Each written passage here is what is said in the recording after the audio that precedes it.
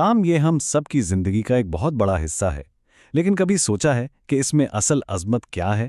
آئیے آج ہم اسی سوال کا جواب ڈھونڈتے ہیں ایک بہت ہی گہرے اور پرانے نقطۂ نظر سے، یعنی اسلامی تعلیمات کی روشنی میں محنت کی عظمت کیا ہے؟ تو یہ ساری بات شروع کہاں سے ہوتی ہے؟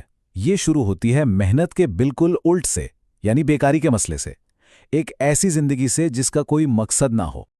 اور یہ کال تو سیدھا مسئلے کی جڑ تک پہنچتا ہے، یعنی بات صرف یہ نہیں ہے کہ بیکار رہنا برا ہے، اصل نقطہ یہ ہے کہ ایک بیکار شخص نہ دنیا کے کسی کام کا رہتا ہے نہ ہی آخرت ہے۔ کتنی گہری بات ہے نا؟ اچھا، تو اگر بیکاری ایک مسئلہ ہے تو پھر اس کا حل کیا ہے؟ چلیں اب اس کے حل کی طرف چلتے ہیں، ایک ایسی سوچ جو روزی کمانے کے ہمارے تصور کو ہی بدل کر رکھ دے گی۔ اب جو بات سامنے آنے والی ہے نا، وہ ایک ایسی گہری حکمت ہے، ایک ایسی نوی تعلیم جو خود انحصاری کی اہمیت پر بہت زور دیتی ہے۔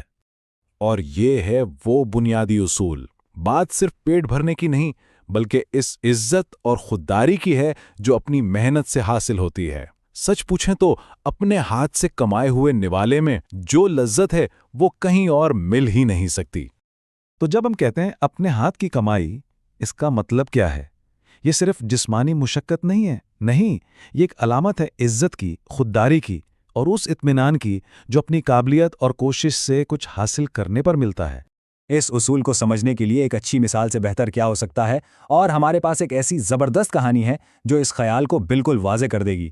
اور یہ کہانی ایک ایسے شخص کی ہے جس کے بارے میں شاید کوئی سوچ بھی نہیں سکتا کہ وہ ایسا کرے گا۔ یہ کہانی ایک بادشاہ کی ہے، ایک ایسا حکمران جس کے پاس دولت کے انبار تھے اور اسے روزی کمانے کی سچ پوچھیں تو کوئی ضرورت ہی نہیں تھی۔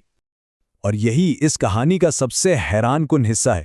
حضرت داؤد علیہ السلام جو ایک نبی بھی تھے اور ایک طاقتور بادشاہ بھی، وہ ایک لوہار تھے۔ وہ اپنے ہاتھوں سے زرعیں بناتے، انہیں بیچتے اور اسی کمائی سے اپنا گھر چلاتے تھے۔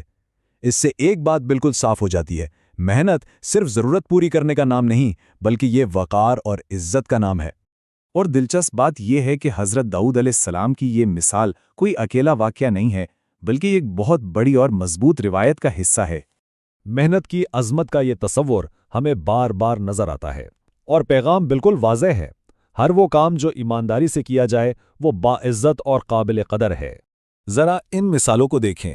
حضرت نوح علیہ السلام بڑھئی تھے، حضرت ادریس علیہ السلام درزی، حضرت صالح علیہ السلام تاجر تھے۔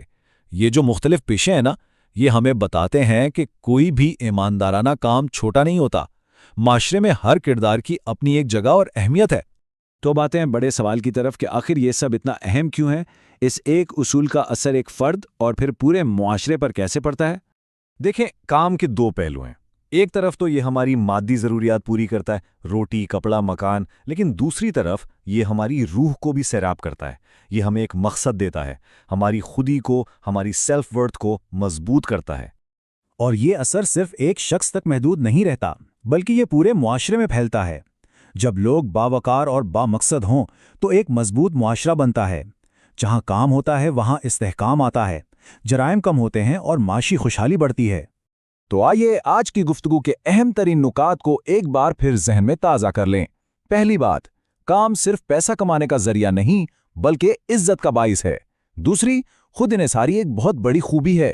تیسری، ایک فرد کی محنت پورے معاشرے کو مضبوط بناتی ہے۔ اور آخری بات جو بہت اہم ہے، ہر ایماندارانہ پیشہ قابل احترام ہے۔ اور آخر میں ایک سوال جو ہم سب کو سوچنا چاہیے، آج کی اس جدید دنیا میں جہاں کام کی شکل بالکل بدل چکی ہے، جہاں ڈیجیٹل اکانومی کا دور ہے، اپنے ہاتھوں کی کمائی کا اصل مطلب کیا رہ گیا ہے؟ یہ ایک ایسا سوال ہے جو ہم سب کو خود سے پوچھنا چاہیے۔